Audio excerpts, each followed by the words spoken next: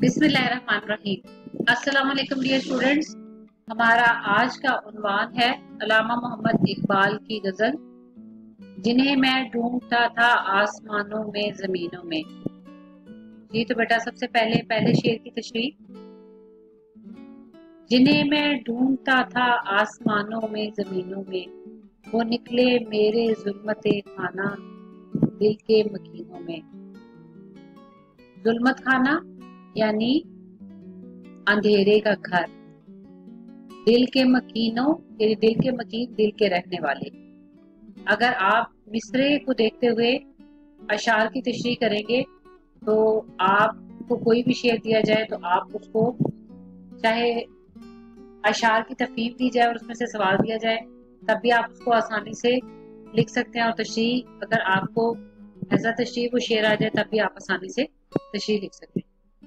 बहुत सिंपल सा शेर है कि जिन्हें मैं ढूंढता था आसमानों में जमीनों में, यानी गजल के मतलब, अब जाहिर है आपको पता है कि ये गजल का पहला शेर है, तो मतलब हुआ कि गजल के मतलब में शायर अल्लामा मोहम्मद इकबाल कहते हैं कि जिससे यानी अल्लाह ताला को मैं जमीनों और आसमानों की हर शय में तलाश करता फिरता था, यानी मैं अल्लाह ताला को इस पूरी कायनात में तलाश कर रहा था।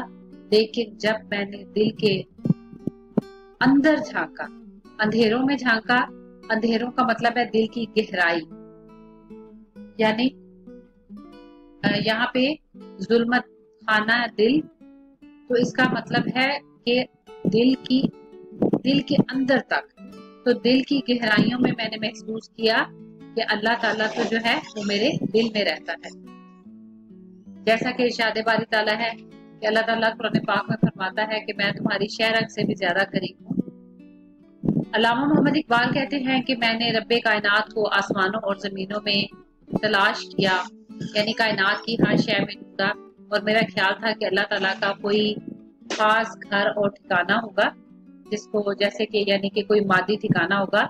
लेकिन मेरा ये ख्याल गलत निकला, क्योंकि मैंने जब ठंडे दिल से गौर किया, यानी जब मैंने बहुत यानी गौर फिक्र किया, तो मैंने देखा कि अल्लाह का घर तो मेरे दिल में है, यानी खुदा तो हमारे दिलों में बसता है और वो मेरे दिल के अंधेरों में रहता है, यानी दिल की गहराइयों में रहता है। जी तो बेटा जैसा कि एक शायर का, एक पंजाबी बड़ा खूबसूरत शेर है, मंदिर ढा दे मस्जिद ढा दे जो कुछ कहता, एक बंदे दा दिल ना ढावी रब दिला विच रहता। तो अल्लाह ताला जो है वो हर इंसान के दिल में बसता है, अगर इंसान महसूस करे तो। और अल्लाह ताला जो है वो हमारी शहरक से भी करीब है। अल्लाह ताला अपने बंदों से बहुत मोहब्बत करता है, लिहाजा ये बहुत एक यानी सिंपल सा शेर था। उम्मीद है इसकी तशरीह में आपको किसी किस्म की कोई मुश्किल नहीं होगी। जी बेटा शेर नंबर 2 है, कभी अपना नजारा भी किया है तूने ए मजनू, के लैला की तरह तू खुद भी है मखमल नशीनों में। तो इसमें मजनू से मुखातब होकर अल्लामा मोहम्मद इकबाल कहते हैं कि तू लैला से ये क्यों गिला करता है कि लैला मुझसे पर्दा करती है। महमल नशीनों, महमल यानी पर्दा नशीन, और डोली में बंद बैठी है। डोली में बंद बैठी इससे मुराद है यानी कि मुझसे पर्दा करती है। तुम्हारा ये गिला दुरुस्त नहीं। पहले जाहिर है दूसरे मिसरे को एक्सप्लेन किया गया है कि तुझे तो लैला से ये शिकवा है कि वो तुझसे पर्दा नशीन है, तुझसे पर्दा करती है।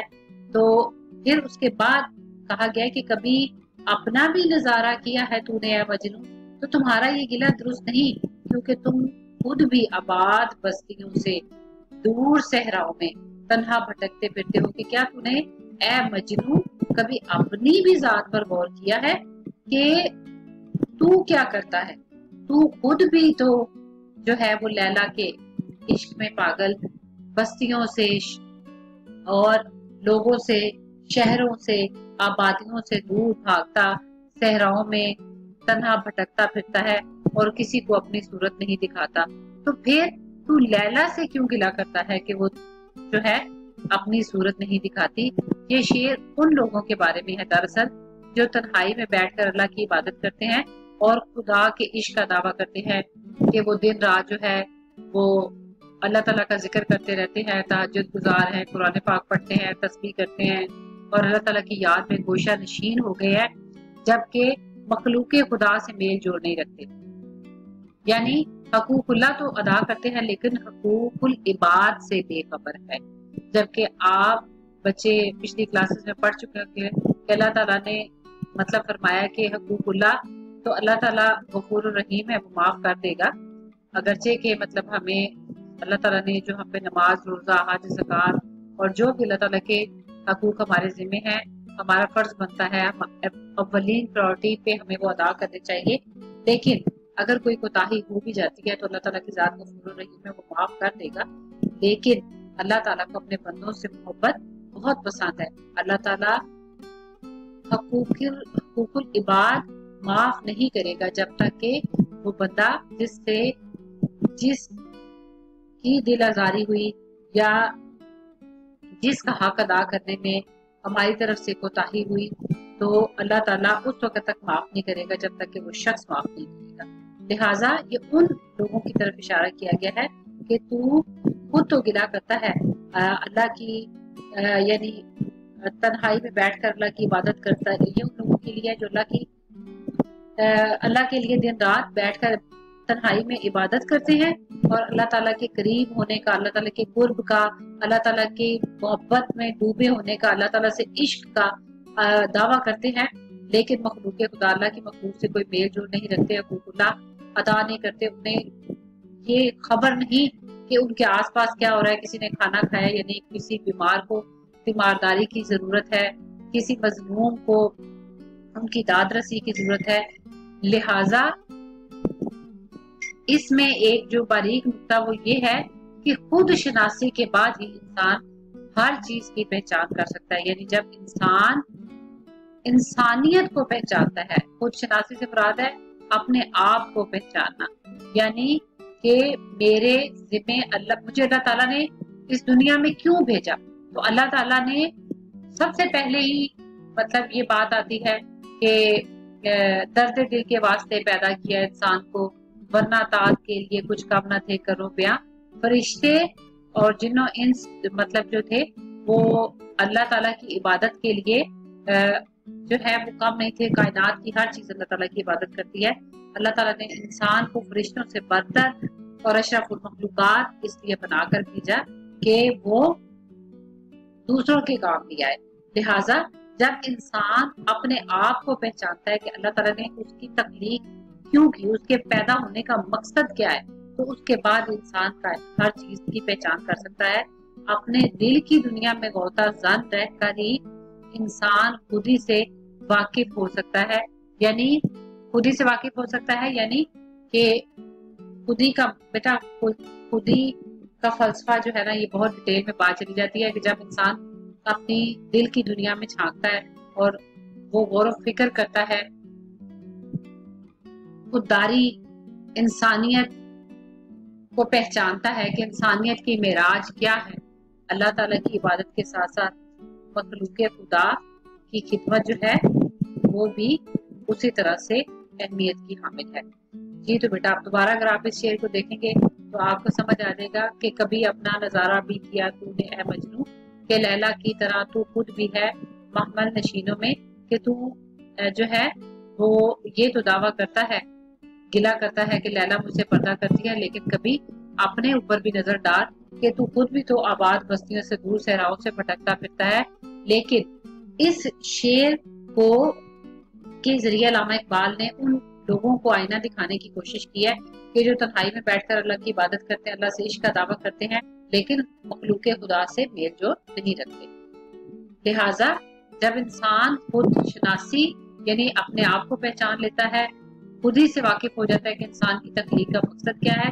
اللہ تعالیٰ نے انسان کو جو ہے اپنی عبادت کے علاوہ دوسروں کے کام آنے کے لیے تخلیق کیا، تو اس کے بعد اس پر زندگی کے تمام راز کھل جاتے ہیں. شعر نمبر 3 ہے، مہینے وصل کی گھڑیوں کی صورت ہوتے جاتے ہیں مگر گھڑیاں جدائی گزرتی ہیں مہینوں میں. بہت ہی پیارا اور آسان شعر ہے. وصل کہتے ہیں جو ہے ملنے کو، जबकि जुदाई जो है इसका ऑपोजिट है। तो महीने वस्ल की घड़ियों की सूरत बढ़ते जाते हैं। यानी इस शेर में शायर जो है वो इश्क मजाजी की मुतालिक बात कर रहा है। लिहाजा जब इंसान खुश होता है, महबूब से जो मुलाकात का वक्त होता है वो तेजी से गुजरता है। यानी यहाँ पे ये बताया गया है कि खुशी के लम्हात गुजरते हुए जो है वो पता नहीं चलता, क्योंकि महीने लम्हे बन जाते हैं।